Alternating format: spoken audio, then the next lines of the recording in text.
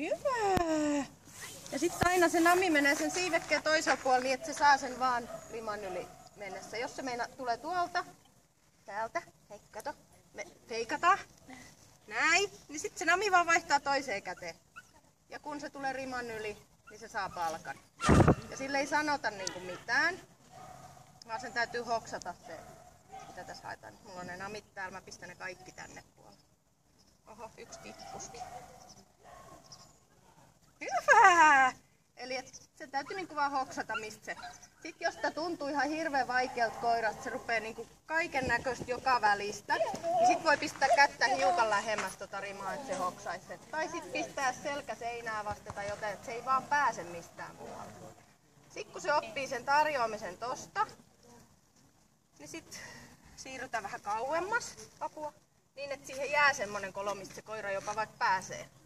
Mutta se ei vaan saa mennä siitä. Meillä ei riitä, jos te haluatte tulla tähän. Joo, okei, kiitos. Hyvä! Eli sit voi vähän polvelta jollain estää sitä tai ihan kädellä, jos se meinaa mennä. Tai sit vaan vaihtaa sen namin. Riippuu kuin pitkäpinnainen se koira on. Vitsi! Vitsi! Ei. Kuin pitkäpinnainen se ohjaaja on. Kerkeekö se koira putsaamaan koko kentän siinä välissä? Vitsi! Hei!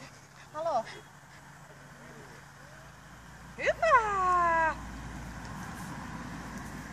Hei, haloo, Ri. Miettii.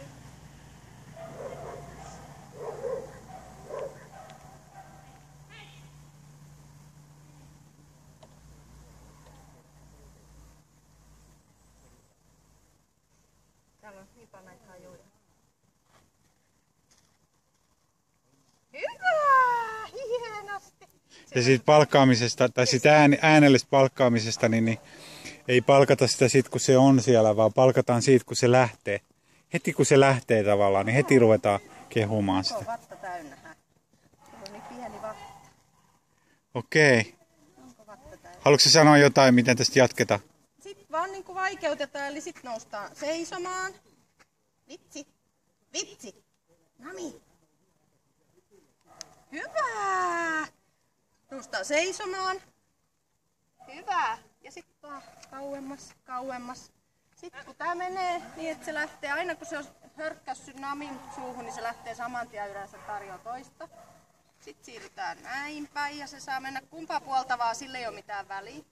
Sitten siirrytään tänne, kunnes sitten ollaan näin ja sitten se joko takaa, ei ole mitään väliä miten päin, kunhan se tarjoaa, että hyppy vai. Sitten sama renkaalla.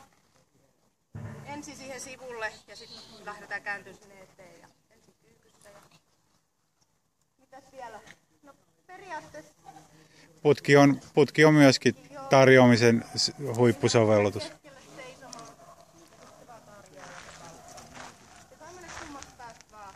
Koska ei ole mitään käskyjä eikä ohjeet kumpaan päähän sen pitää mennä. Me halutaan vaan nyt, että se koira niin kuin aktiivisesti tarjoaa jotain tekemistä, jotta se saisi palkkaa. Niin se auttaa sit ihan... Hei vitsi! Onko sä häirikkö? Vitsi! Tule! Istu! Istu! Että se koira oppii niinku... Sit kun se oppii tarjoamaan, niin silloin se oppii kaiken helpommin. Kun se tajuaa, että mitä ikinä sä lähdet opettaa sille, että sen täytyy tehdä jotain. Ja sit se yrittää. Kun se on oppinut tarjoamaan ensin näin yksinkertaisesti, eli riman yli saa namin.